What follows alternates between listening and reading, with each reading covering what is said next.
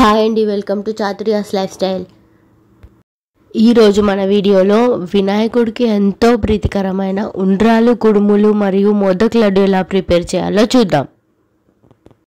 ఇక్కడ నేను 2 కప్పుల వరకు బియ్యం పిండి తీసుకున్నాను. అందులో కొద్దిగా నీళ్లు పోసుకుంటూ ముద్దగా అయ్యేంత వరకు కలుపుకోవాలి.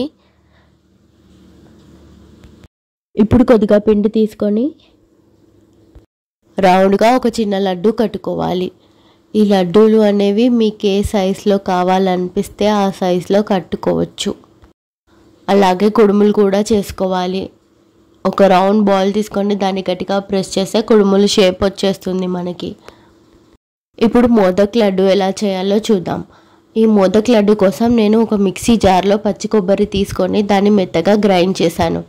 ఇప్పుడు స్టవ్ ఆన్ చేసుకొని ఒక గిన్నె పెట్టుకొని ఒక ½ టీ కప్ వరకు బెల్లాన్ని వేసాను. ఆ బెల్లం కరిగే వరకు కలుపుకోవాలి. ఆ బెల్లం కరిగిన తర్వాత మనం ముందు గ్రైండ్ చేసి పెట్టుకున్న కొబ్బరి పొడి అందులో వేసి బాగా కలపాలి.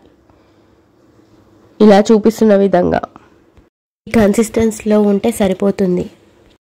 ఇప్పుడు స్టవ్ ఆఫ్ చేసుకొని అది చల్లారిన తర్వాత రౌండ్ బాల్స్ లాగా చేసుకొని పక్కన పెట్టుకోవాలి. ఇప్పుడు కొద్దిగా పిండి తీసుకొని దాన్ని అప్పలాగా చేసుకొని దాని లోపల మనం కట్టి పెట్టుకున్న బాల్ పెట్టి ఇలా మోదక్ షేప్లో కట్టుకోవాలి. ఇదే ప్రాసెస్లో ఇలా మోదక్లన్నీ ప్రిపేర్ చేసుకోవాలి. ఇప్పుడు స్టవ్ ఆన్ చేసుకొని ఒక గిన్నె పెట్టుకొని అందులో మనం నీళ్లు పోసుకోవాలి. ఇక్కడ స్టీమింగ్ కోసం నేను ఒక జల్లెడ తీసుకున్నాను. ఆ జల్లెడలో మనం ముందుగా ప్రిపేర్ చేసుకున్న లడ్డూలు, కుడుములు మరియు మోదక్లు వేసి ఒక మూత పెట్టేశాను.